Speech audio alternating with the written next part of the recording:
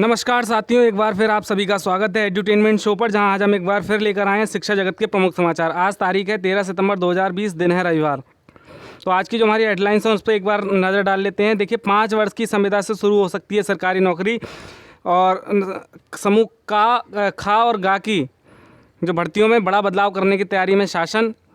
Police भर्ती परीक्षा जो है 19 और 20 दिसंबर को होगी। मेडिकल में प्रवेश के लिए जो परीक्षा होती है नीट, उसका आयोजन आज। और देश में जो कोरोना की रफ्तार वो बेकाबू हो चुकी है। प्रतिदिन 90 से 95 हज़ार मरीज निकल रहे हैं देश में। तो इसके साथ देश और दुनिया के तमाम अपडेट से आपको रूबरू कराएंगे। तो वीडियो को शुरू करने से पहले अगर आप हमारे चैनल पर नए हैं तो हमारे चैनल को सब्सक्राइब करके बेल आइकन दबा दें, जिससे आने वाली वीडियोज़ का नोटिफिकेशन आपको मिलता रहे। तो आइए आज की हम वीडियो शुरू करते हैं। देखिए, पहली खबर, बहुत बड़ी खबर आ रही है कि अब 5 वर्ष की संविदा से शुरू हो सकती है सरकारी नौकरी। समूह खा व गा की भर्ती प्रक्रिया में बड़े बदलाव की तैयारी में प्रदेश सरकार। देखिए, प्रदेश सरकार समूह खा व गा की भर्ती प्रक्रिया में बड़ा बदलाव करने पर विचार कर रही है। प्रस्तावित व्यवस्था में चयन के बाद कर्मचारियों को शुरुआती 5 वर्ष तक संविदा के आधार पर नियुक्त करने की योजना है। इस दौरान उन्हें नियमित सरकारी सेवकों को मिलने वाले अनुमन्य सेवा संबंधी लाभ नहीं मिलेंगे। 5 वर्ष की कठिन संविदा सेवा के दौरान जो छटनी बच पाएंगे उन्हें ही मौलिक नियुक्ति मिल सकेगी।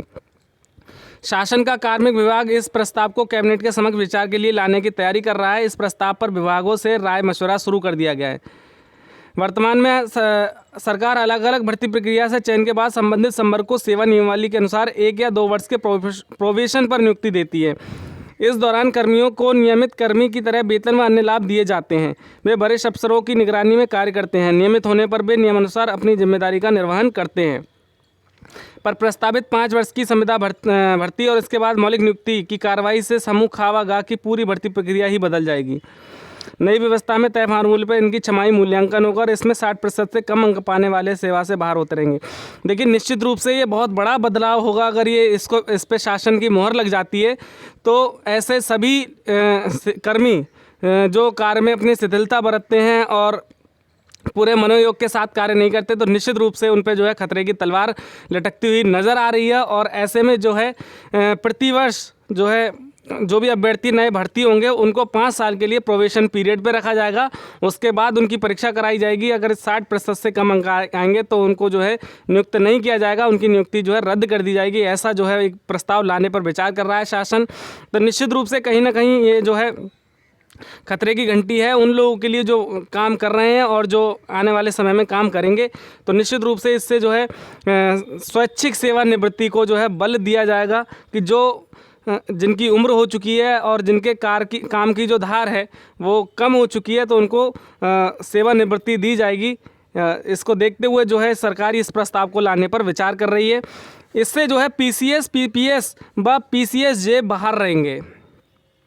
देखिए, संविदा नियुक्ति के लिए क्या प्रावधान होंगे।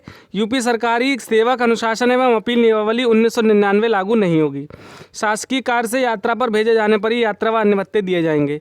कर्मी को नियमित सरकारी सेवकों को अनुमन्य सेवा संबंधी लाभ नहीं मिलेंगे।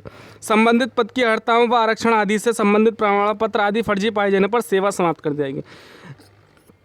कहने का अर्थ ये है, अगर किसी भी स्तर पर आप के डॉक्यूमेंट या आपका कोई भी चीज़ फर्जी पाई जाती है तो तत्काल प्रभाव से आपकी नियुक्ति जो है निरस्त कर दी जाएगी। और जब तक मतलब शासकीय कार्य नहीं होगा तब शासकीय कार्य होने पर भी आपको यात्रा भत्ता इत्यादि दिए जाएंगे, अन्यथा की स्थिति में आपको कोई भी भत्ता नहीं दिया जाएगा उस तरीके का। तो निश्चित रूप से ये बहुत बड़ा बदलाव है और इससे जो है एक कह सकते हैं क्रांति देखने को मिल सकती है विभिन्न क्षेत्रों में। बढ़ते हैं अगली खबर की तरफ। पुलिस भर्ती परीक्षा 19 और 20 दिसंबर को। देखिए, बड़ी खबर है।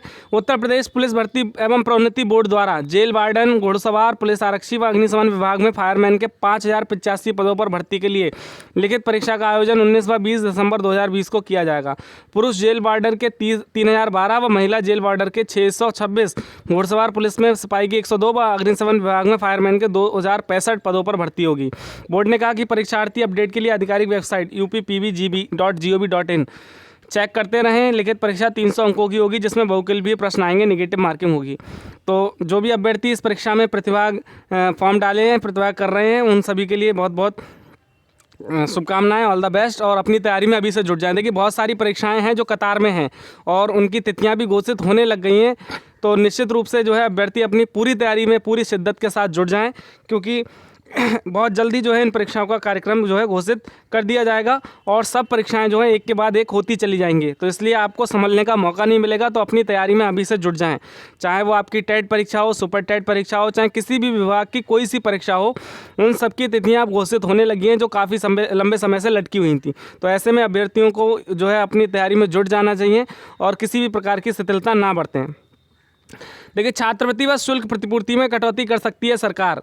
गरीब विद्यार्थियों को मिलने वाली छात्रवृत्ति व शुल्क प्रतिपूर्ति में प्रदेश सरकार इस बार कटौती कर सकती है। कोरोना संक्रमण के कारण स्कूल कॉलेजों के खर्च में भी कमी आई है, इसलिए सरकार शुल्क प्रतिपूर्ति व छात्रवृत्ति की रकम कम करने पर विचार कर रही है। साथ ही ऑनलाइन कक्षाओं को मान्यता देने के लिए नियमावली में भी बदलाव किया जाएगा। देखिए, बिल्कुल निश्चित रूप से जो है थोड़ा सा जो है अर्थव्यवस्था और जो वित्तीय संकट हैं सरकार के पास उसका हवाला देकर, और दूसरा जो है जो पढ़ाई प्रभावित हुई है उसकी वजह से भी छात्रों की छात्रवृत्ति और शुल्क प्रतिपूर्ति में सरकार जो है कटौती कर सकती है। इसके लिए नियमों में करना होगा बदलाव। कक्षा में 75% उपस्थिति के नियम में भी बदलाव करना होगा। पाठ्यक्रम के लिए NBA national board of accreditation व NAC की अनिवार्यता भी इस साल स्थगित करनी होगी। तो निश्चित रूप से जो है इसमें जो है बहुत सारे बदलाव किए जाएंगे। भाई 75% जो उपस्थिति अनिवार्य रहती है वो इस बार शायद वो भी बदल जाए, क्योंकि इस कोरोना के संक्रमण में उपस्थिति का सही आकलन करना बहुत ही मुश्किल है। तो निश्चित रूप से जो है इस बार छात्रवृत्ति में कटौती की जा सकती है और शासन ने इसके लिए जो तैयारियां पूरी कर ली हैं। और जो अगली खबर आपकी है, PCS 19 के अभ्यर्थियों के लिए बड़े अवसर। PCS 2018 का रिजल्ट पहले आने से 2019 की मुख्य परीक्षा में होगी कम स्पर्धा। देखिए, उत्तर प्रदेश लोक सेवा आयोग ने PCS 2019 की मुख्य परीक्षा के आयोजन से पहले PCS 2018 का अंतिम चयन परिणाम जारी कर अभ्यर्थियों को बड़ी राहत दी है। PCS मेंस 2019 के अभ्यर्थियों के लिए आगे की राह आसान हो गई है और उसके लिए चयन के अवसर बढ़ गए हैं। PCS 2018 में चयनित हुए बहुत से अभ्यर्थियों ने PCS 2019 की मुख्य परीक्षा के लिए भी क्वालिफाई किया है। इनमें से जिन अभ्यर्थियों का चयन SDM, डिप्टी SP जैसे उस पदों पर हुआ है वे 2019 की मुख्य परीक्षा में शामिल नहीं होंगे। ऐसे में PCS 2019 के अन्य अभ्यर्थियों के बीच स्पर्धा कम हो जाएगी और उनके लिए चयन के अवसर बढ़ जाएंगे। PCS 2019 की मुख्य परीक्षा पहले 25 अगस्त से प्रस्तावित थी, लेकिन बाद में आयोग ने इसको 22 से 26 सितंबर तक जो है पोस्टपोन कर दिया। तो निश्चित रूप से जो भी अभ्यर्थी 2018 में सफल हो गए हैं और उन्हें अच्छा पद, उनके मन मुताबिक पद मिल गया है, तो निश्चित रूप से वो PCS 2019 में शामिल नहीं होंगे।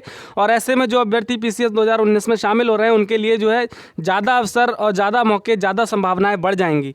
तो ऐसे में जो है निश्चित रूप से उनको जो है सफलता के चांसेस भी बढ़ जाएंगे। अनुभव प्रमाण पत्र देने के बाद ही पक्की होगी नौकरी। PCS 2018 के तहत प्रधानाचार्य के पद पर 33 अभ्यर्थियों का प्रोविजनल चयन किया गया है। इनमें अनुभव प्रमाण पत्र मांगे गए थे, लेकिन ये अभ्यर्थी निर्धारित समय पर प्रमाण पत्र प्रस्तुत नहीं कर पाए। अब लोक सेवा आयोग ने प्रमाण पत्र प्रस्तुत किए जाने के बाद ही उन्हें नौकरी पक्की होगी। PCS इस बार नहीं दिखी ओवरलैपिंग। देखिए, ओवरलैपिंग का मुद्दा इस बार जो है PCS में नहीं दिखा और UPSC की तर्ज पर ओवरलैपिंग लागू की गई। मतलब अगर आपने किसी एक चरण में ओवरलैपिंग का लाभ ले लिया है तो आपको दूसरे चरण में उसका लाभ नहीं मिलेगा। तो ऐसे तमाम अभ्यर्थी जिसको मुख्य प्री परीक्षा में जो है ओवरलैपिंग का लाभ लेकर चयनित हो पास कर लिए थे, अब उनको मुख्य परीक्षा में और इंटरव्यू में जो है उन्हें ओवरलैपिंग के माध्यम से चयनित नहीं किया गया। तो इस बार जो है UPSC की तर्ज पर जो है परीक्षा कराई गई। अगली खबर, इसी माह आ सकता है ACF RFO का परिणाम। देखिए, PCS 2018 के बाद अभ्यर्थियों को अब सहायक वन संरक्षक, क्षेत्रीय वन अधिकारी 2017 के परिणाम का इंतजार है। उत्तर प्रदेश लोक सेवा आयोग इसी माह ACF RFO 2017 का अंतिम चयन परिणाम जारी कर सकता है। ACF RFO के कुल 137 पदों पर चयन होना है। इसमें सामान्य चयन के 65 और विशेष चयन के 72 पद शामिल हैं। इन पदों पर भर्ती के लिए मुख्य परीक्षा 10 से 24 सितंबर 2018 में आयोजित की गई थी, जिसमें 1819 अभ्यर्थी शामिल हुए थे और इसमें 333 अभ्यर्थियों को इंटरव्यू में शामिल होने के लिए सफल घोषित किया गया था। इंटरव्यू 1 से 4 सितंबर तक आयोजित किए गए थे। तो निश्चित रूप से जो है आयोग इस परीक्षा का भी रिजल्ट बहुत जल्द घोषित कर देगा। इंटरव्यू पूरे हो चुके हैं और PCS 2019 का जो है शेड्यूल भी आ चुका है। तो आयोग प्रयास करेगा कि उससे पहले इन अभ्यर्थियों को जो है रिजल्ट घोषित करके क्या कहते हैं परीक्षा से जो है अगली परीक्षा में इन लोगों को ना बैठना पड़े, ऐसी वो ना आए और इनको जो है इनको नियुक्ति दे दी जाए। तो ऐसा जो है आयोग की पूरी तैयारी है और आयोग इसी का प्रयास भी करेगा। मेडिकल व सत्यापन के लिए फिर से जिले आवंटित। सिपाही भर्ती 2018 में चयनित 37 अभ्यर्थियों का मामला। मेडिकल व चरित्र सत्यापन के लिए दोबारा जिले आवंटित किए गए। उत्तर प्रदेश पुलिस भर्ती एवं प्रोन्नति बोर्ड के अध्यक्ष राजकुमार विश्वकर्मा ने बताया कि कुछ अभ्यर्थी ने गलती से अपने जिले का नाम गलत अंकित कर दिया था। वहीं कुछ चयनित अभ्यर्थियों के अस्थायी पते के आधार पर जिला आवंटित कर दिया गया था, जबकि उनका अस्थायी जिला दूसरा था। इसी तरह कुछ भर्तियां भर्ती बोर्ड से भी हुई। औरंगाबाद बिहार के अभ्यर्थियों को लखनऊ जिला आवंटित कर दिया गया, जबकि सीमावर्ती राज्यों के अभ्यर्थी पास के जिले में बुलाए गए थे। तो ऐसी तमाम प्रकार की जो है त्रुटियां थी। 37 अभ्यर्थियों को दोबारा से जिला आवंटित किया गया उनके मेडिकल व डॉक्यूमेंट सत्यापन के लिए। तो निश्चित रूप से जो है उनको कोरोना के इस दौर में कहीं आना जाना ज़्यादा दूर ना पड़े, इसके लिए उनके जो केंद्र हैं, ज़िले हैं, उनको फिर से आवंटित किया गया है कि उन्हें किसी भी तरीके की असुविधा ना हो। इसके लिए बोर्ड ने 37 अभ्यर्थियों के जिलों को पुनः आवंटित किया है। देखिए, मेडिकल में दाखिले के लिए 48 केंद्रों पर आज होगी परीक्षा। बनारस से आ रही है खबर। मेडिकल में दाखिले के लिए रविवार को जिले में बने 48 केंद्रों पर नीट कराया जा रहा है। कोरोना काल में हो रहे इस परीक्षा को लेकर सोशल डिस्टेंसिंग पर विशेष जोर दिया जा रहा है। एनटीए की ओर से दिल्ली के परीक्षा के लिए जिले में दिल्ली पब्लिक स्कूल वाराणसी और सनवीम स्कूल वरुणा को नोडल केंद्र बनाया गया है। बिना जांच परीक्षा देने की अनुमति नहीं। यदि किसी छात्र का तापमान 99.4 डिग्री से अधिक होगा तो उसे आइसोलेशन रूम में परीक्षा देनी होगी। शिक्षक पीपीई किट पहनकर ड्यूटी देंगे। यदि कोई छात्र पीपीई किट और फेस शील्ड पहनकर परीक्षा देना चाहेगा तो उसे अनुमति होगी। बिना जांच उसे परीक्षा केंद्र में जाने की अनुमति नहीं मिलेगी। 30 छात्रों पर एक जैमर, सीसीटीवी से निगरानी। तो निश्चित रूप से एनटीए ने जो है पूरी अपनी तैयारी कर ली है कि परीक्षा में किसी भी तरीके की जो है नकल या किसी भी तरीके का जो है अनुशासनहीनता ना हो, और जो है पूरी निगरानी के लिए सीसीटीवी, जैमर इत्यादि सभी जो है आधुनिक तकनीकों का उपयोग करके जो है निगरानी की जाएगी परीक्षा पे। और अगर कोई छात्र कोरोना पीड़ित या फिर कह सकते हैं उसमें लक्षण देखे गए या उसको बुखार ज़्यादा है, तापमान ज़्यादा है, तो उसको आइसोलेशन रूम में परीक्षा देनी पड़ेगी। और तमाम प्रकार की जो सावधानियां, मास्क, सैनिटाइजर और सोशल डिस्टेंसिंग, इनका पालन करते हुए परीक्षा आयोजित की जा रही है। तो ऐसे में जो है छात्रों की भी जवाबदेही बनती है कि वो अपनी पूरी तैयारी और सावधानी के साथ परीक्षा में शामिल हों। देखिए, 40% छात्रों ने छोड़ी पॉलिटेक्निक की प्रवेश परीक्षा। प्रदेश भर में परीक्षा केंद्रों पर 2 पालियों में 60% छात्रों ने दी परीक्षा। कोरोना गाइडलाइन की अनदेखी के बीच पॉलिटेक्निक की संयुक्त प्रवेश परीक्षा शनिवार को 2 पालियों में आयोजित की गई, जिसमें 60% छात्रों ने हिस्सा लिया। परीक्षा केंद्रों के बाहर छात्रों के बीच कहीं भी सोशल डिस्टेंसिंग नजर नहीं आई। वहीं छात्रों के हाथ सैनिटाइज करने और थर्मल स्क्रीनिंग की व्यवस्था भी परीक्षा केंद्र के अंदर रखी गई थी। केंद्रों के बाहर कोरोना गाइडलाइन का कहीं भी पालन होता नजर नहीं आया। तो निश्चित रूप से देखिए, परीक्षाएँ हो रही हैं, तो ऐसे में जो परीक्षा आयोजक संस्था है उसकी और छात्रों और अभिभावकों की जिम्मेदारी बनती है कि कोरोना गाइडलाइन का पूरी तरीके से पालन करें। अन्यथा की स्थिति में जो भयावह स्थिति आपको देखने को मिल सकती है। इसके परिणाम जो है बहुत ही घातक हो सकते हैं, और निश्चित रूप से जो है इसमें सभी को सावधानी बरतनी होगी। देखिए, चिंताजनक खबर आ रही है। देश में लगातार तीसरे दिन 95,000 से अधिक मरीज मिले। 24 घंटे में रिकॉर्ड 97,570 नए संक्रमित, 1201 ने तोड़ा दम। तो निश्चित रूप से देखिए, देश में जो है कोरोना मरीजों की संख्या बढ़ती जा रही है। देश में कुल मरीजों की संख्या 46,59,984 हो गई है, जिसमें से 36 लाख जो है स्वस्थ हो चुके हैं। तो ये थोड़ी सी राहत भरी खबर है, लेकिन फिर भी जो है हम लोगों को पूरी सावधानी के साथ तब तक जो है लड़ाई लड़नी पड़ेगी जब तक कोरोना की दवा नहीं बन जाती। तो इसके लिए हमें सोशल डिस्टेंसिंग, मास्क और सैनिटाइज़र का हर समय प्रयोग करना पड़ेगा कि जैसे ही हम घर से अनावश्यक रूप से बाहर ना निकलें, अगर निकलते हैं तो इन तीनों चीज़ों का पालन करते हुए घर से बाहर निकलें, क्योंकि जो आपका जीवन है बहुत अनमोल है। इसके बचाना, इसकी सुरक्षा करना आपकी जिम्मेदारी है। तो दोस्तों, ये थी आज की खबरें, और आशा करते हैं वीडियो आपको पसंद आएगा। अगर आपको हमारा वीडियो पसंद आए, इसे लाइक करें, ज़्यादा से ज़्यादा शेयर करें और हमारे चैनल को सब्सक्राइब करें। तो thank you for watching our video. Thank you very much.